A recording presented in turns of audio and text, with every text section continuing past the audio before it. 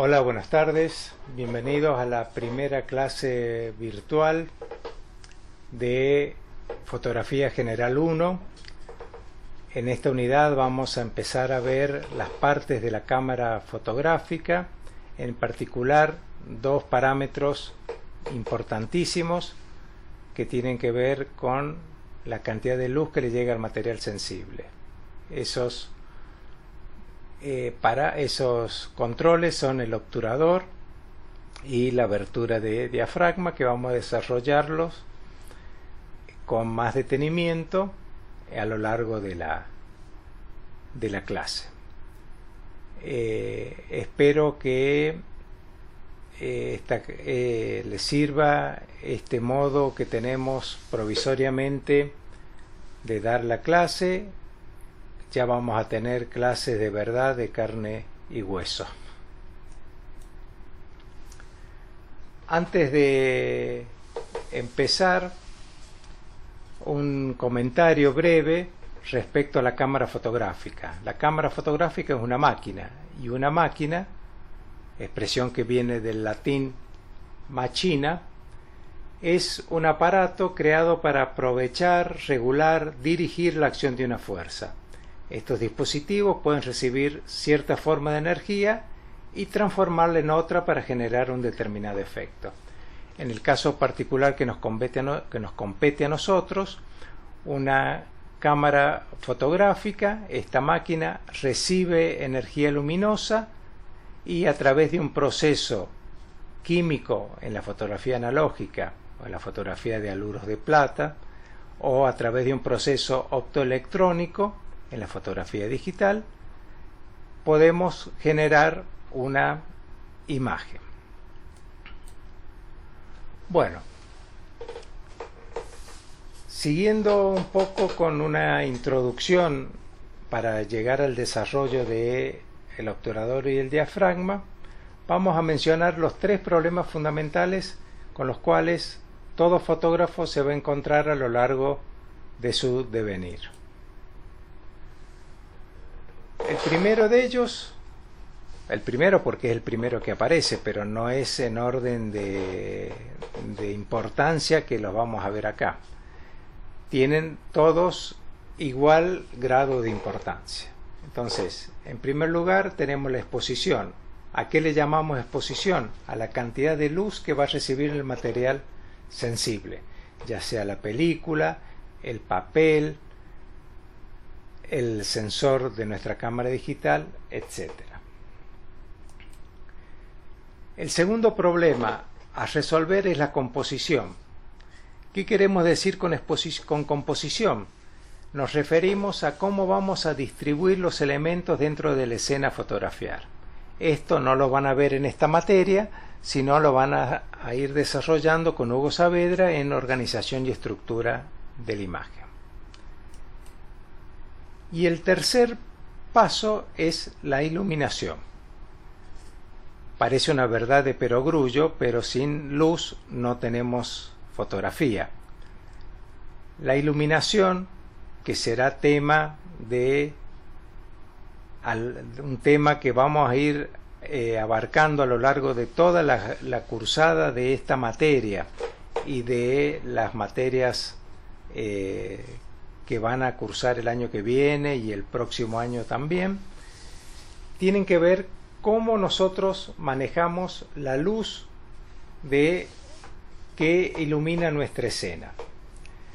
Esto le va a dar el carácter específico a nuestra imagen. Todos estos tres problemas fundamentales tienen igual grado de importancia, igual grado de complejidad, y es el camino a desarrollar por ustedes para transformar a la fotografía en un lenguaje. Por ahora nos vamos a dedicar exclusivamente a la exposición en esta parte del video. Como dijimos recién, la exposición lo podemos mencionar como la cantidad de energía luminosa que llega al material sensible. En este caso hemos puesto como ejemplo a un trozo de negativo color, que es lo que funciona como material sensible en las cámaras analógicas, en las viejas cámaras de película. Los dispositivos que regulan el flujo luminoso son el diafragma. ¿Qué es el diafragma? Imaginémonos por ahora como una ventana con la cual yo puedo regular la abertura de esa ventana. Puedo hacerla grande o más pequeña dentro de ciertos límites y de a ciertos pasos, y es la ventana por la cual va a entrar la luz que va a llegar al material sensible. Eso es el diafragma. Les pido un poco de paciencia, que ya lo vamos a ir desarrollando con más detalle. El segundo dispositivo que regula el flujo luminoso es el obturador. ¿Cómo lo podemos pensar al obturador? Lo podemos pensar como una cortina que está detrás de la ventana tapando nuestro material sensible. El obturador va a ser un mecanismo que va a correr esa ventana, esa cortina que cubre el material sensible, permitiendo que llegue la luz a él. Este mecanismo tiene la propiedad de poder regular la velocidad o de poder variar el tiempo, podemos pensarlo de ambas maneras, que esa cortina está abierta dejando pasar la luz. Hagamos una analogía entre esta ventana grande o chica que dijimos recién, con una cortina que se abre y se cierra a distintas velocidades o tardando diferentes tiempos. Podemos imaginarnos como una canilla que en vez de salir agua, sale luz. Puedo tener una canilla grande o una canilla pequeña, pero yo puedo llenar ese vaso con luz hasta la misma cantidad, o sea que tengo la misma cantidad de luz con una canilla grande abierta poco tiempo o con una canilla pequeña abierta más tiempo. Estos en fotografía es lo que llamamos exposiciones equivalentes. Puedo tener la misma cantidad de luz sobre el material sensible teniendo una ventana grande y un tiempo en el cual está abierta la cortina pequeño, o una ventana pequeña y un tiempo en el cual está abierta la cortina mayor.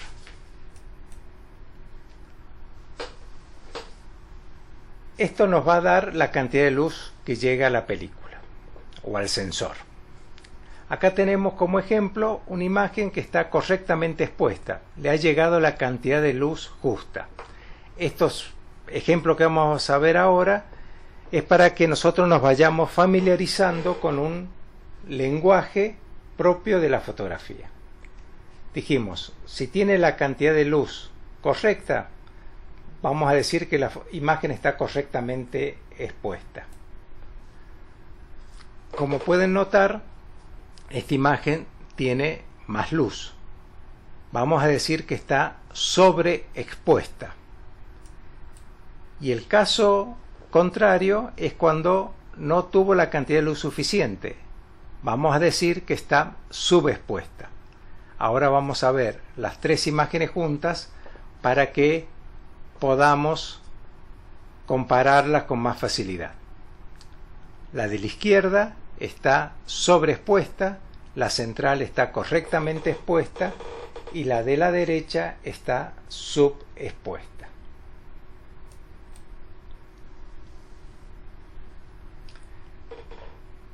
Haciendo un breve repaso de lo que vimos hasta recién, entonces yo puedo decir que tengo exposiciones equivalentes, que le ha llegado la cantidad de luz a una imagen, a mi material sensible, para lograr una imagen correctamente expuesta, jugando con altas velocidades y aperturas de diafragma grandes, o sea, ventanas grandes y altas velocidades abro y cierro la cortina muy rápido, o bajo la velocidad, abro y cierro la cortina lentamente, pero tengo una ventanita muy pequeña por la cual pasa la luz.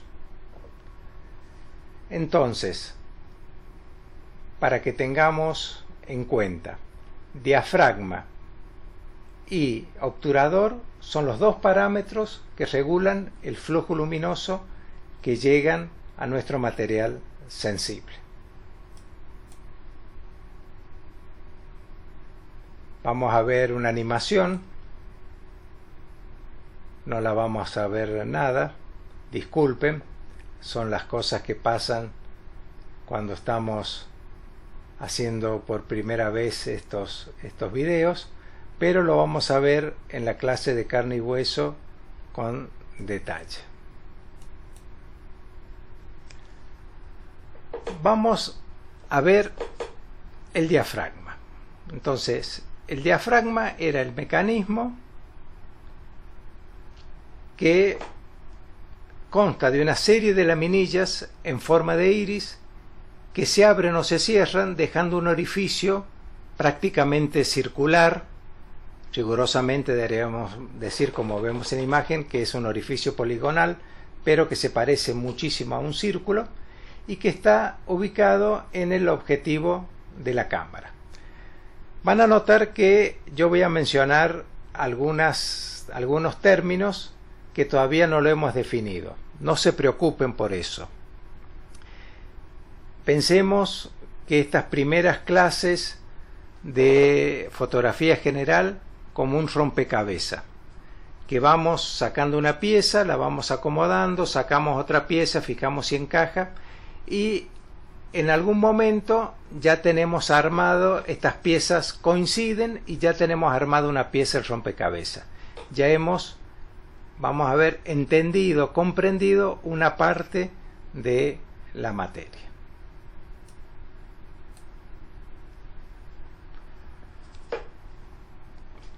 En este diagramita es una cámara fotográfica donde hemos marcado donde está el cuerpo de la cámara y el objetivo. Acá en el objetivo es donde se ubica el mecanismo de aberturas de diafragma. Acá en este diagrama hemos marcado dos cosas: el diámetro de la boca del objetivo, que le llamamos diámetro efectivo, y la distancia focal. Es la distancia desde la boca del objetivo hacia el lugar donde está ubicada la película o ubicado el sensor. Esa distancia desde la boca del objetivo hasta el plano focal se llama distancia focal. ¿Por qué hacemos esto? Porque el valor de diafragma está estandarizado universalmente, ya voy a desarrollar con más detalle esto, y se indica como número F o abertura relativa. Y ese valor se determina como el cociente entre la distancia focal del objetivo y el diámetro de este orificio. O sea, la distancia focal la divido por el diámetro efectivo y me va a dar el número F de mi objetivo, de mi cámara fotográfica.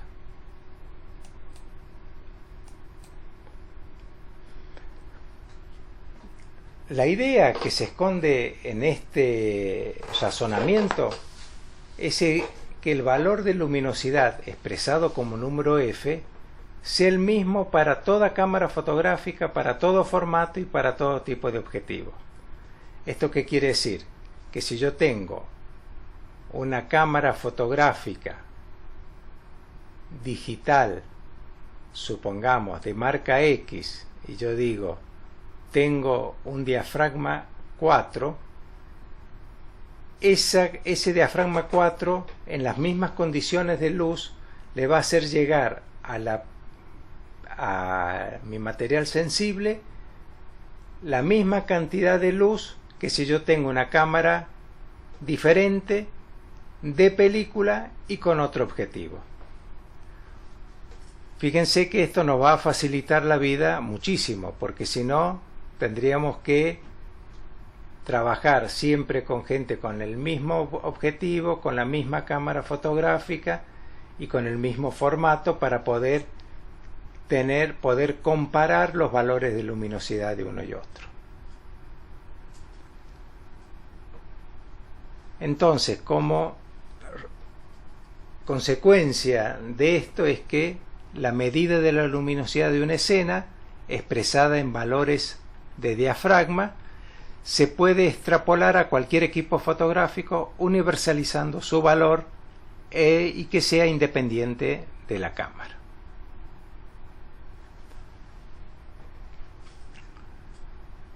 Por ejemplo, un objetivo de 400 milímetros de distancia focal con una abertura de 100 milímetros. Le corresponde, según la ecuación, recordemos que era distancia focal dividido abertura efectiva, le corresponde un valor de 4. 400 dividido 100 es 4. Nuestra abertura de diafragma es 4. Ahora bien, yo tengo un objetivo de distancia focal más corta, supongamos de 200 milímetros, que tiene una abertura efectiva de 50 milímetros. El cociente entre esos dos valores sigue dando 4. ¿Qué quiere decir? Que físicamente el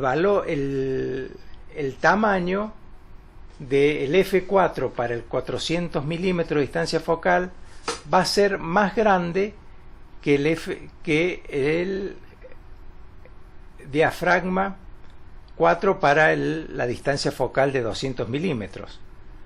Pero si bien esta diferencia física en el tamaño se traduce en que ambas van a dejar pasar la misma cantidad de luz que va a llegar a nuestro material sensible.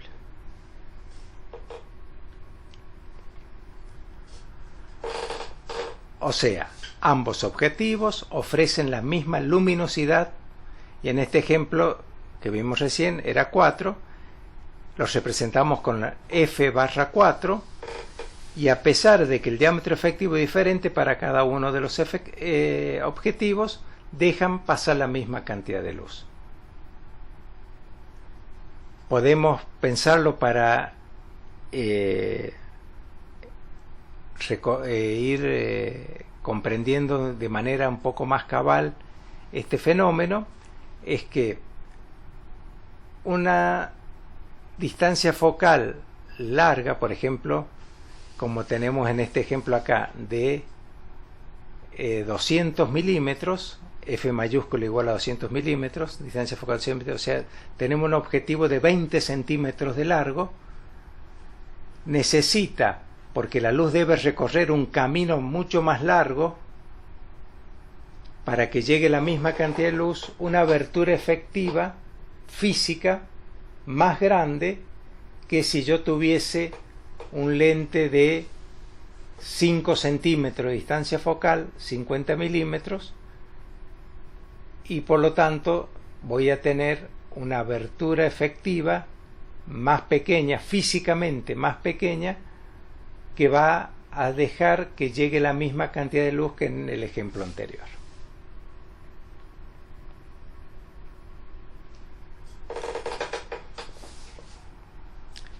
Acá tenemos un dibujo donde nos va mostrando distintas aberturas de diafragma. Como dijimos, esas aberturas están universalizadas y estandarizadas. La primera de la izquierda es la máxima abertura de diafragma que nosotros podemos tener en nuestro objetivo. Tenemos una abertura de diafragma en el dibujo del centro un poco más pequeña y una mucho más pequeña en el dibujo de la derecha.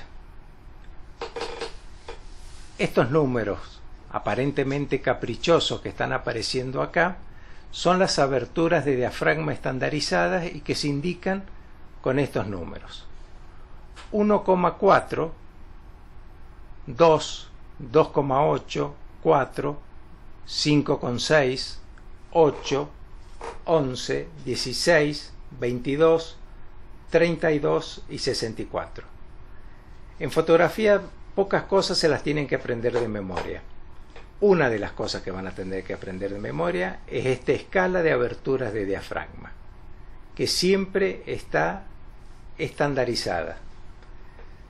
Independientemente de nuestro objetivo, independientemente de nuestra cámara fotográfica, independientemente del formato que estamos usando, tenemos estos valores.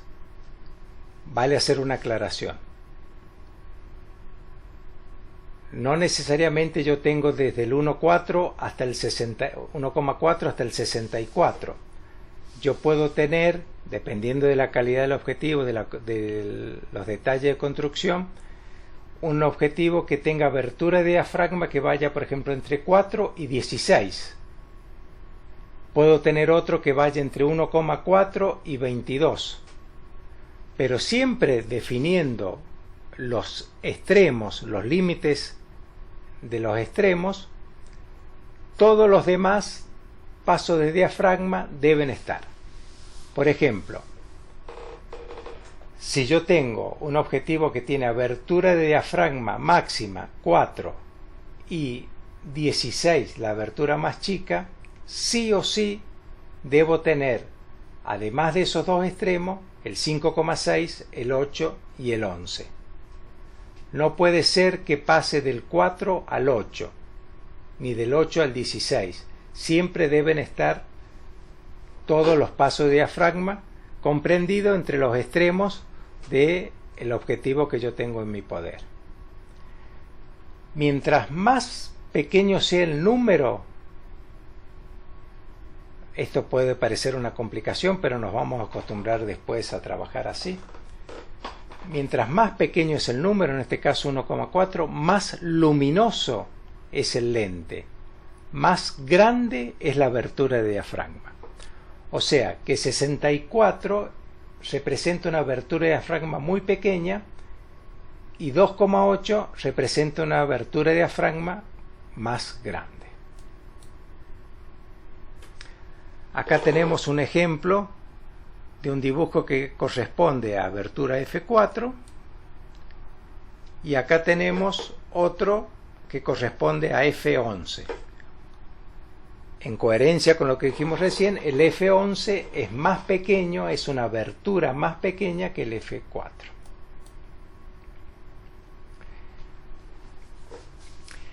En las cámaras analógicas, en las cámaras de película, esas aberturas de diafragma venían indicados en el anillo del objetivo.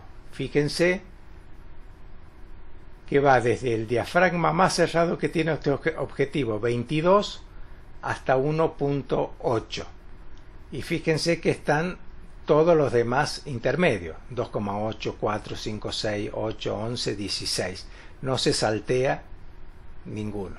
Después vamos a ver en esta misma imagen qué otra información nos aparece. Y acá volvemos a tener un ejemplo de el diafragma más abierto de nuestra cámara, que es 1,4, 2, 2,8, 4, 5,6. Noten que vamos reduciendo el tamaño del orificio.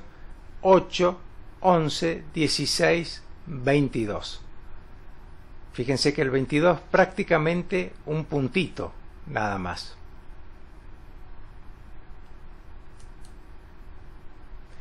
Y acá tenemos las fotografías de el diafragma más abierto de nuestra cámara, en este caso 1,4, al más cerrado, que es F22.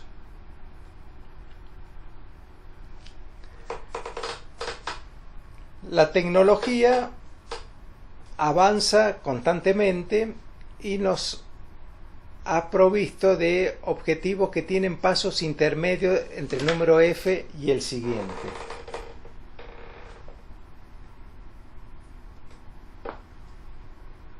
¿qué quiere decir?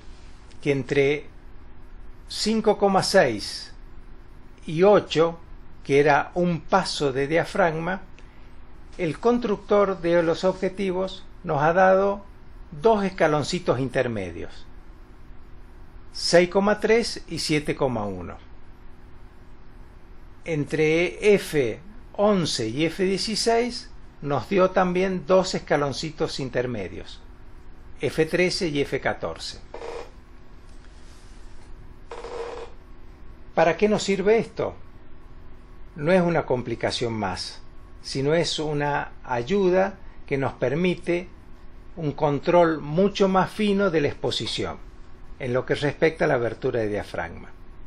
Fíjense, vayamos a este ejemplo. Supongamos que yo pongo un diafragma 4 y veo, por el mecanismo que sea, que ya lo vamos a estudiar más adelante, que es luz de más. Pongo el diafragma, lo cierro un paso al 5,6 y por las condiciones luminosas de la escena, lamentablemente es luz de menos, está subexpuesta. Quiere decir que con el 4 estaba sobreexpuesta, con el 5,6 subexpuesta. Si yo no tuviese pasos intermedios, estaría en una complicación. Como tengo pasos intermedios, hago una sintonía mucho más fina y, por ejemplo, pruebo que con F4,5 la exposición es correcta.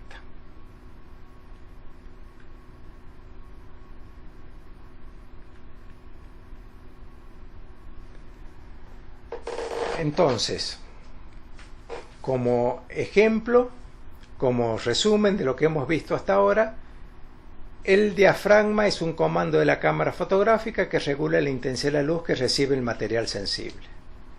La luminosidad de un objetivo número f es el cociente entre su distancia focal y el diámetro de la abertura de la lente.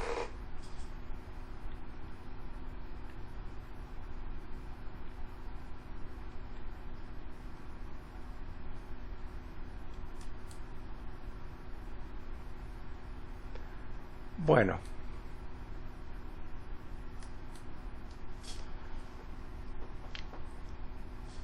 hasta ahora hemos visto todo lo que tiene que ver, o al menos gran parte de lo que tiene que ver la abertura del diafragma con sus propiedades físicas, cómo está construido, cómo está hecha la escala que regula estos valores aparentemente caprichosos, pero que en realidad tienen un sentido que ya lo vamos a ver más adelante.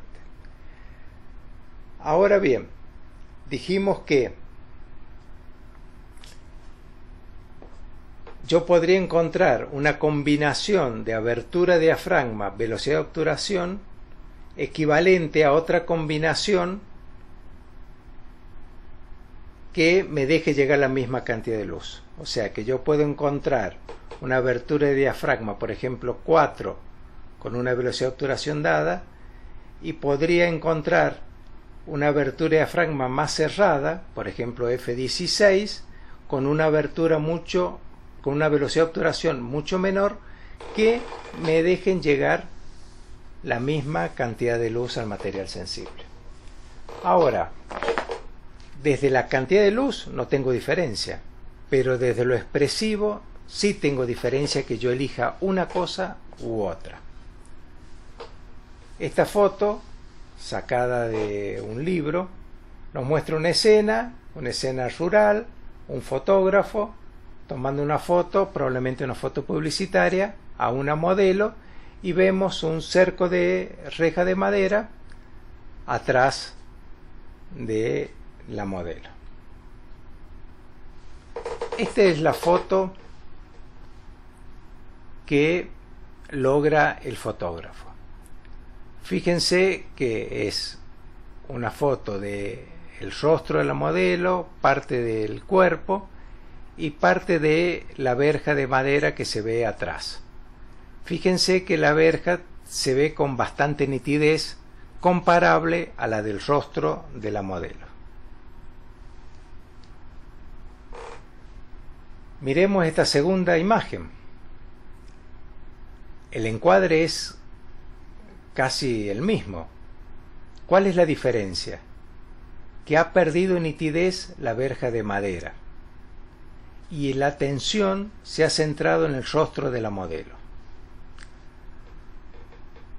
¿Cuál fue la diferencia entre una foto y otra? Solamente que el fotógrafo eligió aberturas de diafragma diferentes para cada una de las fotos. Para la foto de la izquierda eligió una abertura de diafragma cerrada, un número grande, F16, F22. Para la foto de la derecha eligió una abertura de diafragma grande, F2,8 por ejemplo. La elección, obviamente que debió compensar con los cambios de velocidad de obturación para que yo tenga la misma cantidad de luz que llega a la película. Obviamente el contenido de la imagen cambia. En la imagen de la izquierda, al yo tener la misma nitidez entre el rostro de la modelo y la verja, estoy compitiendo en importancia, estoy haciendo que compitan en importancia ambos elementos de la imagen. En cambio, en la foto de la derecha, claramente el centro de atención está puesto en el rostro de la modelo. Ahora bien, si mi cliente es el fabricante de verjas, no me va a pagar el trabajo ni a palos, porque le puse una modelo adelante que tapa las rejas y en la otra imagen, además de tener una modelo adelante que tapa las rejas están con falta de nitidez. Ahora bien, si mi cliente es un fabricante de ropa para dama, la foto de la izquierda no le sirve porque compite la modelo con la verja del fondo. La que le va a servir es la imagen de la derecha. Y acá tenemos superpuestas las dos imágenes para que nosotros veamos claramente cómo se pierde con un diafragma más abierto la nitidez y aumenta la nitidez con un diafragma cerrado. Entonces, como conclusión, la abertura de diafragma, además de regular el flujo lumínico, afecta a la imagen en sí misma, o sea, afecta el carácter de la imagen. Y acá, este ejemplo que hemos visto recién nos sirve para definir profundidad de campo. ¿A qué le llamamos profundidad de campo? Vamos a volver una imagen para atrás. La profundidad de campo es la distancia comprendida entre los puntos del tema a fotografiar más próximos y más lejanos a la cámara que pueden ser reproducidos con nitidez aceptable, es decir, en foco.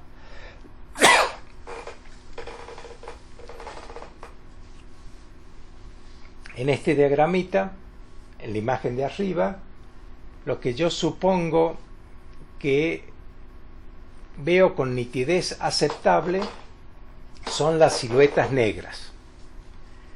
¿Qué quiere decir? Que si yo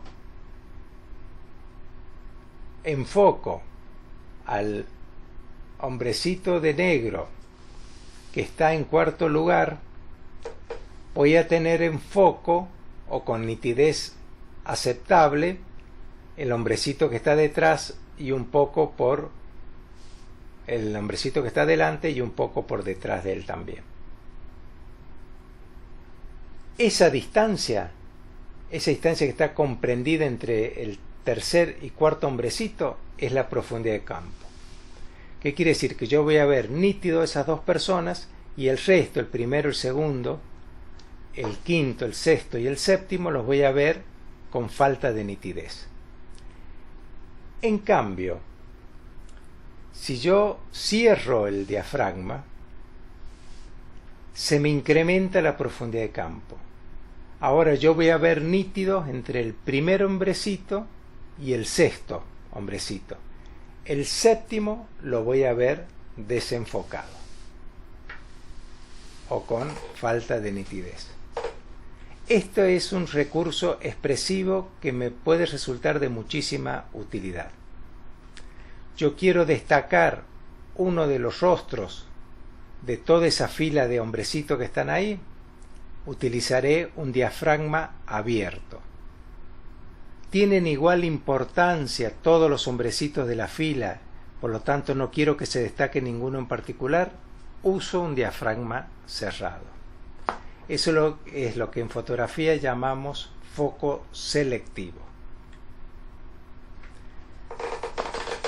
Desde la información técnica, ¿cuál es la conclusión a la que llegamos? A medida que la abertura de diafragma es menor, la profundidad de campo aumenta.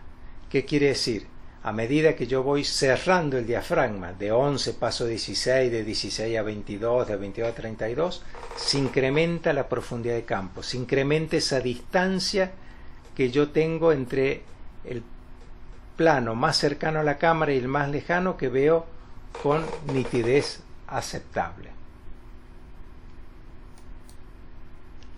La profundidad crece entonces en la dirección de la flecha roja. Acá tenemos dos ejemplos. La foto de arriba es una imagen que tiene mucha profundidad de campo. La imagen, o sea, que está tomada con un diafragma cerrado. La imagen de abajo es una imagen que tiene poca profundidad de campo. Lo que se ve nítido es el punzón con el cual está trabajando el orfebre, los dedos de la mano, y el resto de los elementos están desdibujados, desenfocados. La foto de abajo tiene poca profundidad de campo, la foto de arriba tiene mucha profundidad de campo. ¿Para qué me sirve este recurso? Y yo genero jerarquías dentro de la fotografía. Vuelvo. ¿A mí qué me interesaba? ¿Las manos del orfebre trabajando o lo que había atrás en su mesa de trabajo? Obviamente que las manos del orfebre. Yo con la profundidad de campo le estoy dando jerarquía a esa parte de la imagen y pasando a un segundo lugar el resto.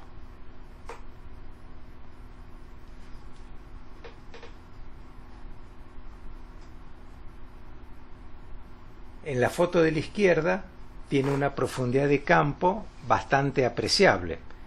Yo veo con bastante nitidez la secuencia de arcadas y veo también con nitidez el hombre que está sentado en el dintel de una de esas arcadas. Bueno, acá juegan en jerarquía con el mismo valor las arcadas que el hombre que está sentado en el dintel. En cambio, en la foto de la derecha, el centro de atención, la jerarquía, la importancia está puesta en el rostro del operario. El resto se ve, ayudado por el indumentaria del operario, se ve que es un ambiente fabril, pero nada más, no se ve detalle de qué tipo de máquina es, etc.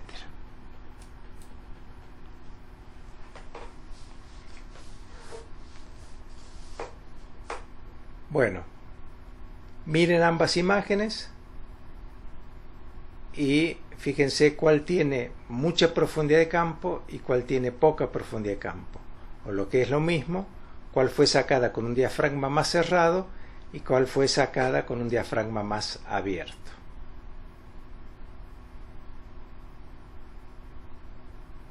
Bueno, doy por descontado que han encontrado la respuesta correcta. La foto de arriba fue sacada con un diafragma más cerrado que la foto de abajo. Ahora bien, los yuyitos del fondo compiten con la flor del cardo en la foto de arriba. En cambio, en la foto de abajo adquiere mucho más importancia, mucho más significado la flor del cardo con respecto al fondo. Obviamente, sigo dándome cuenta que es una foto sacada en un ambiente natural. No es una foto en un laboratorio que yo saqué la florcita y me la llevé a otro lado.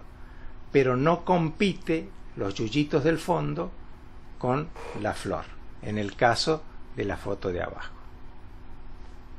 Acá tenemos otro ejemplo de foco selectivo. Imaginémonos la foto contraria, con mucha profundidad de campo. Esta rama con las hojitas y las flores se confundiría con el fondo. Yo estoy creando una imagen con foco selectivo y transmitiendo que a mí lo que me interesaba de esa foto, le estoy dando jerarquía, le estoy dando importancia, y era la ramita con las de el espinillo con las flores amarillas.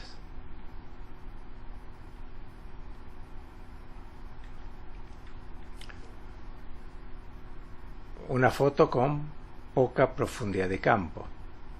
El foco está hecho en el parabrisas del auto. El fondo lluvioso se pierde. En cambio, en esta imagen, que tiene más profundidad de campo, era interesante destacar no solo la bailarina de la comparsa, sino también los músicos, los integrantes de la comparsa que iban atrás. Por lo tanto, era casi obligado a utilizar mucha profundidad de campo, lo que es lo mismo decir un diafragma cerrado.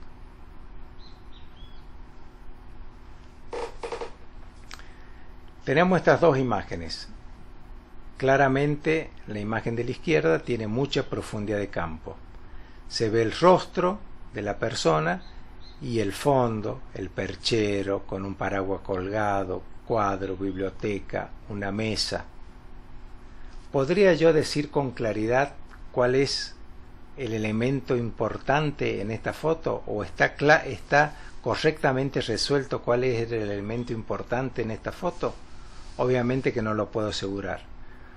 Con total autoridad podría decir, y el perchero o el señor que está delante. En cambio, en la foto de la derecha, la profundidad de campo es mucho más estrecha, es mucho menor, y se han quitado los elementos del fondo para que estos no compitan con el gesto, que es lo importante de la mano, ese gesto de la mano como atajando, como frenando, como diciendo cuidado.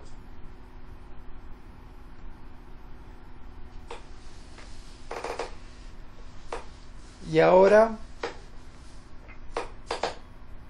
unos ejercicios muy sencillos, solo basta observar y ordenar de acuerdo a la profundidad de campo creciente. O sea, en primer lugar ponen la foto que tiene menos profundidad de campo. ¿Cuál será?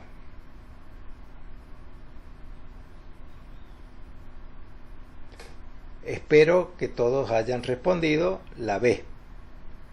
Bueno, a partir de la que tiene menos profundidad de campo, ordenar las tres restantes a medida que va creciendo la profundidad de campo.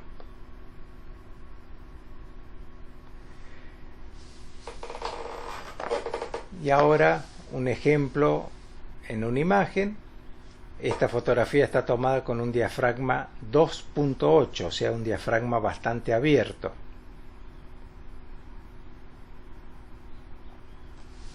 Y esta está tomada con un diafragma mucho más cerrado, 8. Fíjense cómo las letras del texto se pueden leer con mucho más facilidad en esta imagen que en esta, que tiene un diafragma más abierto. Bueno,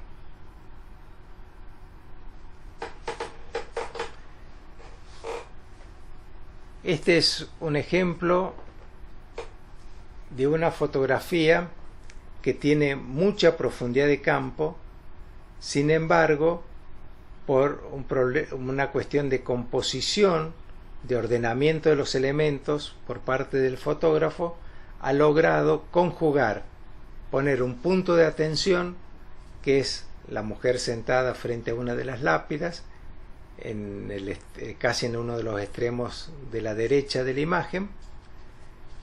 Eso ya lo van a ver con más detalle en las clases con Hugo Saavedra. Ha combinado el fotógrafo un centro de atención claro con mucha profundidad de campo. ¿Por qué era necesario mucha profundidad de campo? Porque el fotógrafo esta foto está tomada en el cementerio de Verdun, en Francia, uno de los lugares donde hubo más bajas en la Primera Guerra Mundial. Entonces el fotógrafo nos está hablando de toda esa cantidad de fallecidos, de muertos que hay en el cementerio de Verdun, y además, paralelamente a eso, nos está hablando de un muerto en particular, que es el que tiene que ver con la mujer que está sentada frente a una de las lápidas. ¿Qué quiero decir con esto? Yo debo conocer cuáles son los recursos que puedo utilizar. Lo que debo saber, además de esos recursos, es utilizarlos en la dirección correcta.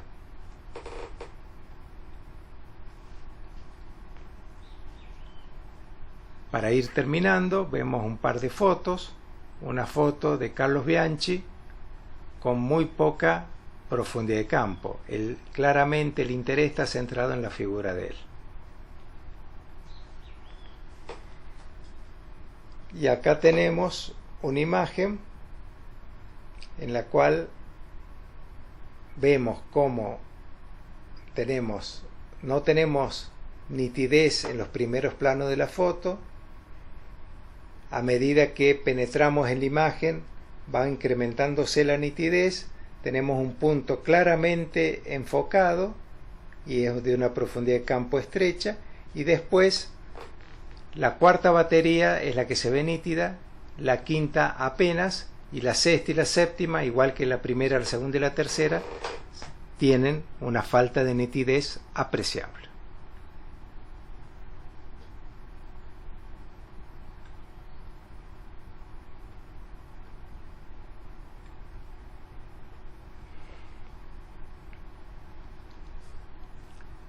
Miren estas fotos, póngale pausa al video y analicen la profundidad de campo en cada una de estas 4 imágenes. Ya vamos a charlar en la clase de carne y hueso sobre estas imágenes, qué lectura podemos hacer de estas imágenes respecto a la utilización de la profundidad de campo.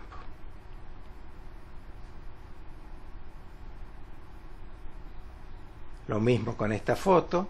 Fíjense que es una foto que tiene mucha profundidad de campo, sin embargo la maestría, la habilidad del fotógrafo permite crear una escena urbana de un interés y un misterio muy particular.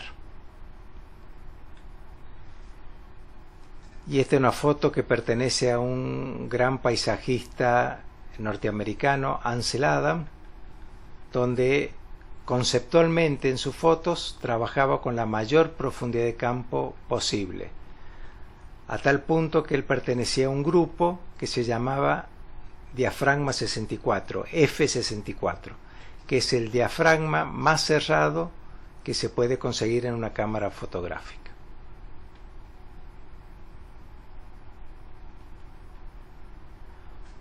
Bueno,